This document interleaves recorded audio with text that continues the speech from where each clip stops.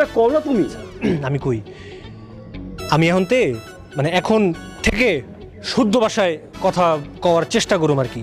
তুমি একটা কাম করো তো, তুমি আমার 10টা প্রশ্ন জিজ্ঞাসা, আমি 10টা প্রশ্নের উত্তর এই যে এমনি না দিয়া একদম সুন্দর শুদ্ধভাবে দিব আর কি। আচ্ছা তাহলে আমি প্রশ্ন করি, তোমার নাম কি? আমার নাম হইতেছে যে, আরে কি কই, আমার নাম হচ্ছে রতন। তোমার বাবার নাম কি? আমার বাবার নাম কবির হোসেন। হ্যার বাপের নাম কি?